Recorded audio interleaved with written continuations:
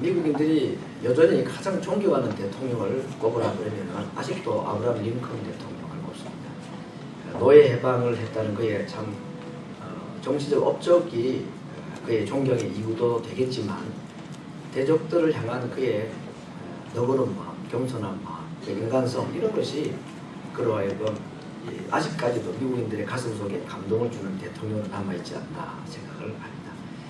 유대인들은 자기들 왕 중에 누구를 가장 존경하는 왕으로 뽑을까요? 역시 다윗입니다.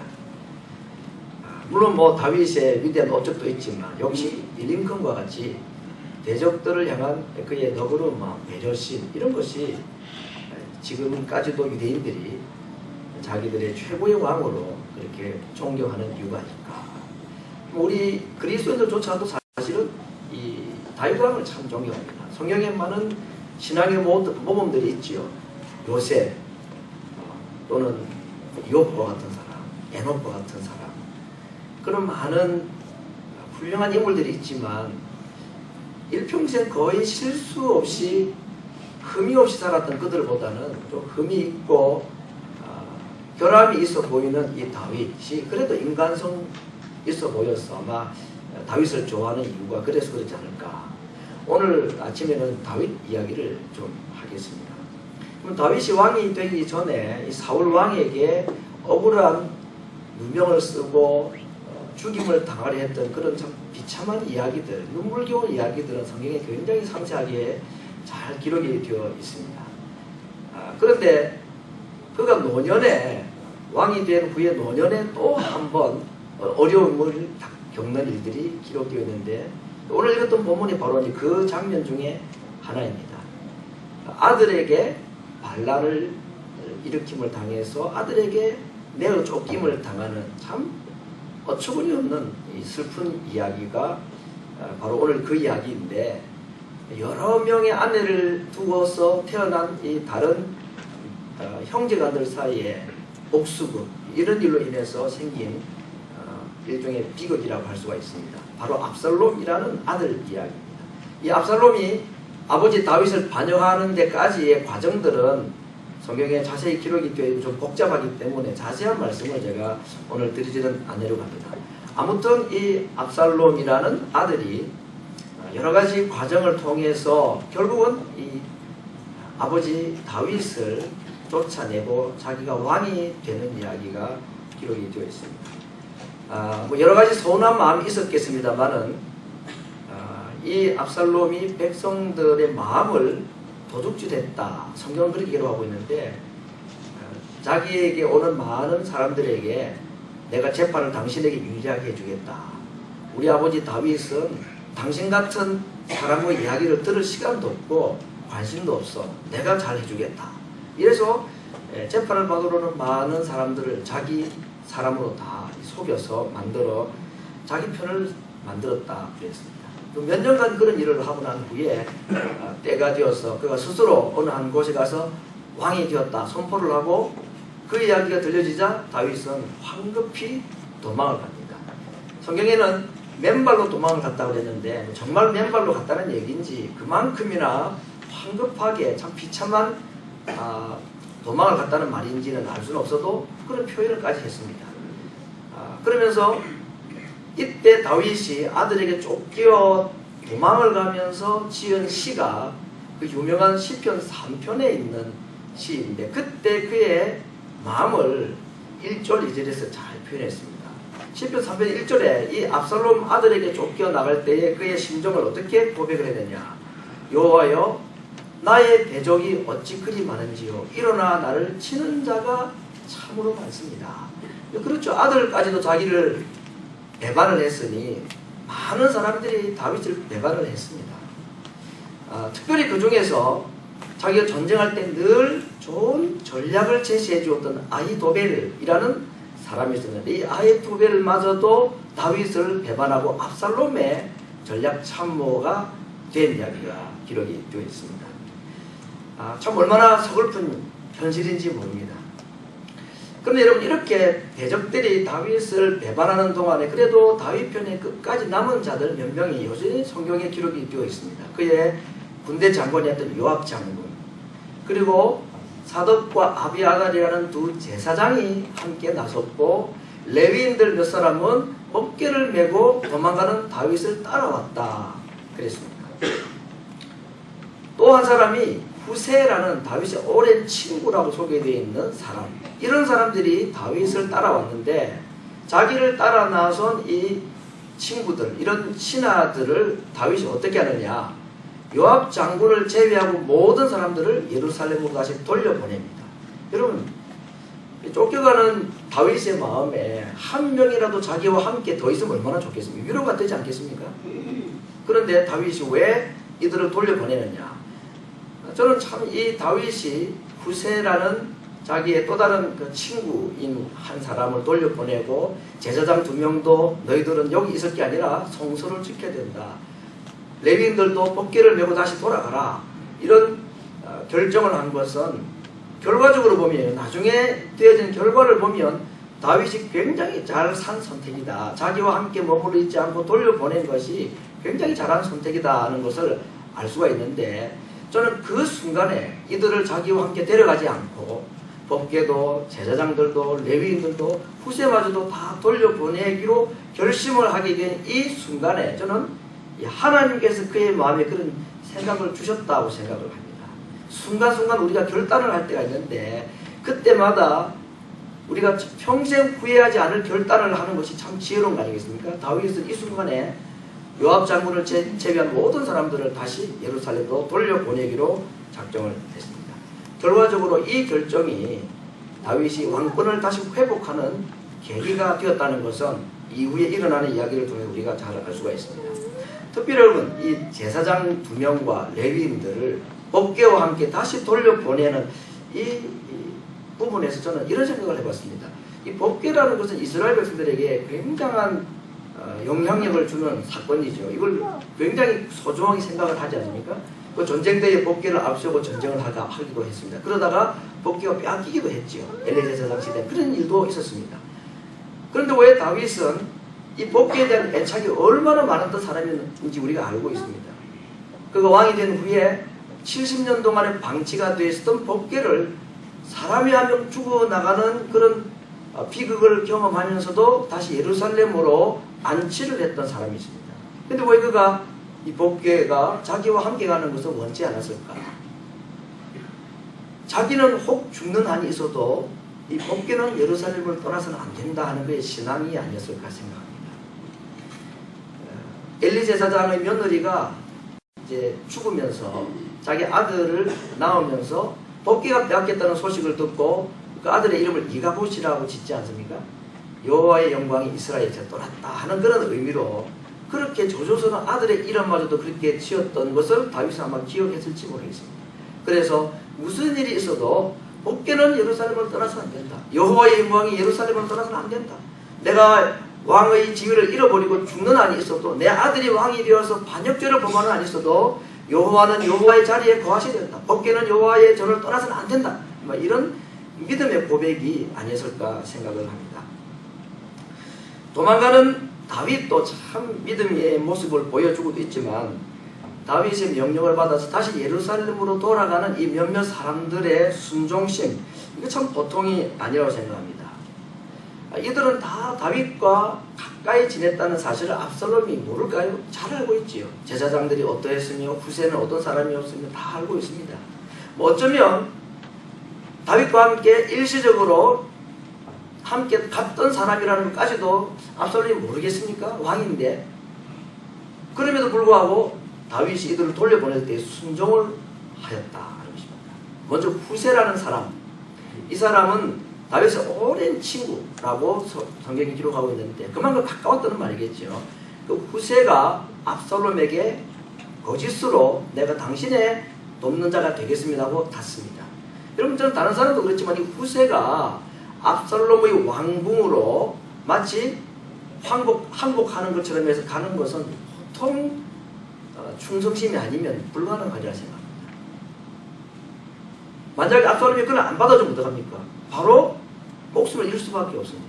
근데 그런 위기를 그가 감수를 하고 순종을 하죠. 결국 이 후세 때문에 대역전극이 벌어지는 것이 오늘 읽었던 성경 17장 앞뒤에 잘 소개가 되고 있습니다. 그가 압살롬에게 갔죠. 압살롬이 당연히 묻습니다. 당신은 우리 아버지 최측근이었는데 어떻게 나에게 오느냐, 의아해서 물었겠죠. 그럴 때 이 압살롬이 말합니다. 제가 당신의 아버지가 이 나라의 왕이 됐을 때 당신 아버지를 섬기는 건 당연한 거 아닙니까? 그런데 하나님께서 이제 그 나라를 당신에게 아들에게 주셨는데 하나님께서 세우신 왕을 제가 섬겨야지 제가 누구를 섬긴단 말입니까? 뭐 잘 준비한 변명인지 얼떨결한 변명인지 모르지만 이 변명을 압살롬이 듣고 어떻게 합니까? 받아주었습니다. 그것도 덜렁 받아주었습니다. 저는 덜렁 받아준 것 같아요. 그 무슨 뭐 제대로 설명이 될 만한 설득력이 있어 보이지도 않는데 그렇게 얘기를 했더니 압살롬이 후세를 받아주었단 말이죠. 그 다음에 아히도벨이라는 아주 뛰어난 전략가, 성경에서는 어떻게 표현했느냐면 아히도벨이 내는 아이디어는 하나님께서 그에게 직접 가르쳐준 것과 같았다 할 만큼이나 탁월한 전략가였습니다. 이제까지 다윗의 최측근으로 아주 뛰어난 전략 참모였죠. 그 아히도벨에게 압살롬이 물었습니다. 이제 다윗 군대를 우리 어떻게 할 것이냐. 아히도벨의 아이디어는 이거였습니다. 지금 다윗은 정신을 못 차리고 있을 겁니다. 두려움에 떨고 있고 당황하고 이럴 때에 오늘 밤이라도 당장 진격해야 합니다. 그러니 왕이 갈 것도 없고 제가 군사 12,000명만 주십시오. 제가 데리고 와서 오늘 밤에 공격을 하면 다윗과 함께 있는 군사들이 다 도망갈 겁니다. 뭐 기껏해 몇 명밖에 안 되니까 다 도망가고 나면 다윗 왕만 제가 딱 죽이고 다른 군사들은 다 데리고 예루살렘으로 돌아오겠습니다. 그래서 이 이야기를 들었던 압살롬은 어떡합니까? 아, 그거 참 좋은 아이디어다. 그랬습니다. 그런데 후세가 눈에 보이는 거죠. 당신 생각은 어떠냐? 후세의 말도 들어볼 마음이 생긴 겁니다. 아히도벨이 이런 전략을 내세웠을 때에 그냥 좋게 받아들였다 그랬습니다. 그렇게 진행을 하면 되는 겁니다. 그런데 후세의 말도 들어보자. 후세가 얘기합니다. 왕이여, 다윗 당신 아버지는 전쟁의 베테랑입니다. 전쟁을 얼마나 많이 한 사람인데 지금 이 정도 전략을 가지고 통하지 않습니다. 어떤 계획을 세우고 있을지 다윗이 뻔히 알고 있을 겁니다. 다윗은 지금 절대로 자기 군사들과 함께 자지 않습니다. 다른 곳에 숨어서 혼자 떨어있지 우리가 공격을 해도 다윗 못 찾습니다. 그러니 이렇게 하지 말고 시간이 좀 걸리더라도 전 이스라엘의 군대를 다 동원을 해가지고 마치 밤사이에 이슬이 온 땅을 적시듯이 압살롬 왕 당신이 직접 군대를 이끌고 가서 다윗이 숨어 있을 만한 그 지역 전체를 그냥 한꺼번에 급습을 해야지 우리 전략이 성공을 합니다. 이렇게 제안했습니다. 후세의 이야기를 들었던 압살롬이 야, 그거는 정말 기가 막힌 아이디어다. 너 말이 더 맞는 것 같다. 그렇게 후세의 전략을 채택을 합니다. 그 이야기를 보고 아히도벨은 자기 고향으로 내려가서 집안 정리하고 스스로 목숨을 끊습니다. 결과가 뻔히 내다보이기 때문에.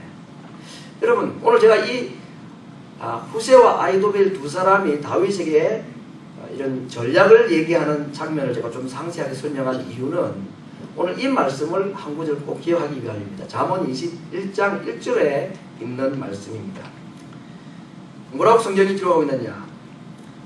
왕의 마음이 여호와의 손에 있다 그랬습니다. 그것이 마치 저수지에 고인 물이 물길이 나와 있는 대로 물이 흘러가듯이 모든 사람, 모든 왕들의 생각과 마음을 하나님께서 마음대로 임의로 옮기고 움직이시고 그 길을 인도해 가신다 하는 표현이 오늘 이 후세와 압살롬과 다윗의 이런 이야기들 가운데 너무 잘 나타나 있다는 것을 제가 말씀드리고자 하는 것입니다.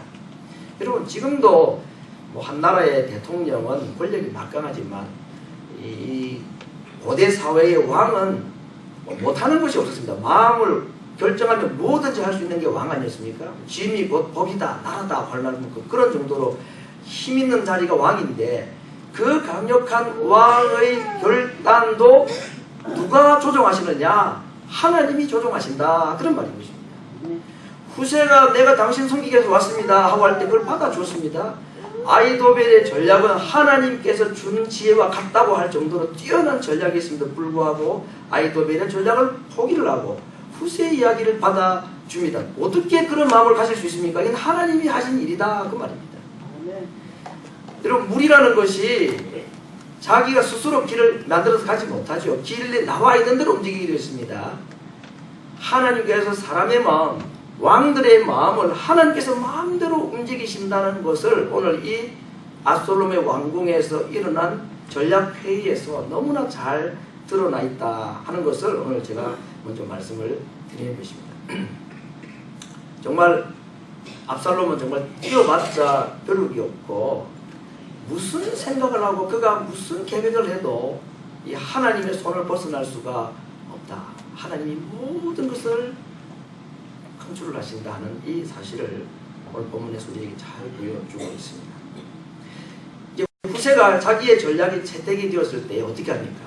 그 다음부터 사람들에게 계속 이 소식을 전달합니다. 다윗의 귀에 들어가야 되니까. 그래서 성소에 있던 두 제사장, 다윗이 돌려보내서 함께 왔죠. 그 제사장들 두 사람에게 이 얘기를 했습니다. 사독과 아비아들에게 지금 이 계획이 진행되고 있으니까 빨리 다윗 왕에게 알려라 그랬습니다. 제사장들이 다윗 왕에게 가는 것은 다 눈에 보이기 때문에 가지 않습니다. 대신에 누구를 보내느냐? 자기 집에 있는 여종, 이름 모를 여종을 보내었습니다. 이 여종은 아마도 제사장 집에서 물을 길어 나르는 일을 한 사람일 것 같다는 느낌이 듭니다. 왜냐하면 제사장의 두 아들이 어느 한 물가에, 지금 숯불가에 숨어 있습니다. 이 왕궁에서 일어나는 소식을 전달하기 위해서 릴레이 주자로 그 먼 곳에 이렇게 숨어 있었습니다. 그게 엔로겔이라는 곳이었는데 아마 이 여종은 엔로겔이라는 그 지역의 물가에서 물을 자주 길어서 왔다 갔다 하는 사람이 아닌가. 길도 잘 알고. 그러니 제사장 집에 여자 종이 물동이를 이고 가는데 누가 의심을 하겠습니까? 늘 다니던 길이다 싶으니까 의심을 안 했을 것 같아요. 그래서 제사장의 아들이 숨어있는 그곳에 가서 그 소식을 알려주었습니다. 정말 멋있는 그 첩보작전을 수행하고 있지요. 그런데 그 장면을 어떤 한 사람이 보고 압살롬 왕에게 고발을 했다고 했습니다. 그래서 이 제사장의 두 아들 아히마스와 요나단이라는 두 아들인데 이 두 아들이 여종의 전가를 받고 다윗 왕에게 가는데 군사들이 자기를 쫓아온다는 사실을 알고 어떠한 집에 쑥 들어갔습니다. 재밌죠, 여러분? 영화를 보는 거 같지 않습니까? 그 집에 들어가고 뒤에서 쫓아오는데 발각이 될 것 같으니까 그 집에 우물 안으로 쏙 들어갔다고 그랬습니다. 그 우물이 어떻게 생겼는지 잘 모르겠습니다. 한국의 옛날 시골 동네 우물처럼 돌이 있어서 타고 내려갔는지는 모르지만 어쨌든 성경에서 이렇게 우물 속으로 숨어들었다고 했습니다. 근데 놀랍게도 그 집에 한 여인이라 그랬는데 아마 그 집의 여주인쯤 될 사람인지 모르겠습니다. 평범한 아줌마죠. 그 우물 속에 들어가 있는 그 두 사람을 살리기 위해서 어떻게 합니까? 위에다가 우물 입구를 어떤 널빤지 같은 것을 덮개로 덮고 그 위에다가 곡식을 넣어서 말리는 척 했다고 그랬습니다. 여러분, 이 지혜들을 참 놀랍습니다. 그래서 결국은 이 압살롬의 군사들은 두 제사장의 아들을 찾지 못하고 다시 되돌아갔다 그랬습니다. 그러고 난 뒤에 이 두 사람은 다시 우물에서 나와서 다윗에게 찾아갑니다. 이 모든 사실을 다 이야기해 줍니다. 다윗 왕은 충분히 시간이 있다는 것을 알고, 왜냐하면 군사를 모집하려면 시간이 걸릴 거니까. 그래서 요단 강을 건너서 북쪽으로 60km 되는 먼 곳까지 마하나임이라는 곳까지 도망을 갔습니다. 시간이 충분히 있었던 거죠. 하나님께서 지금 다윗을 돕고 있는 과정을 지금 제가 상세하게 설명을 하고 있는 것입니다. 하나님의 다윗을 돕는 손길은 거기서 끝나지 않았습니다. 그 마하나임이라는 곳에 도착했을 때에 그곳에 또 다른 일련의 무리들이 다윗이 상상하지 못했던 환대를 해주고 그를 영접을 해주는 경험을 하게 됩니다.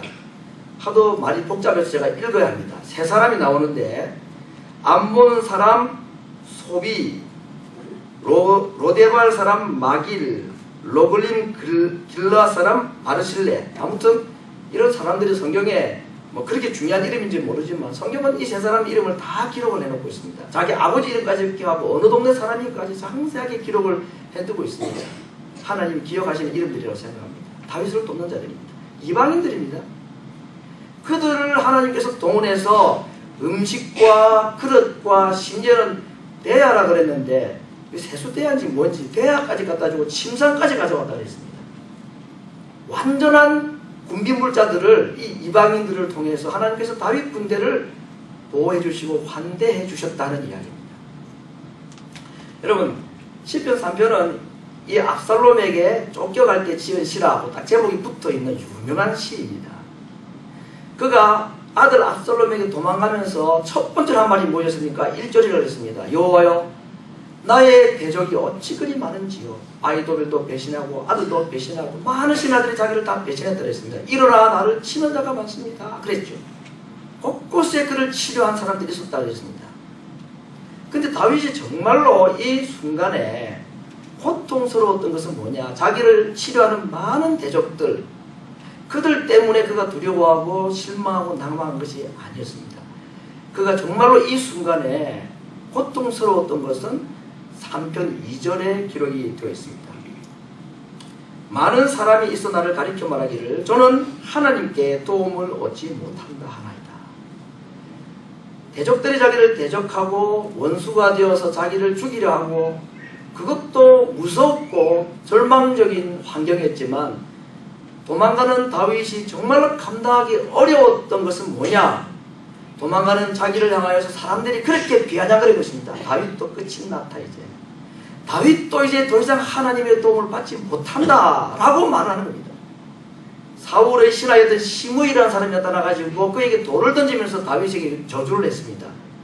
너가 당신이 사울왕을 그렇게 얽기 힘들게 하고 사울 가문을 피 흘려 죽게 했으니 하나님이 당신을 보복하는 거다 라고 얘기했습니다. 그러나 다윗은 사울왕을 해한 적이 없었습니다.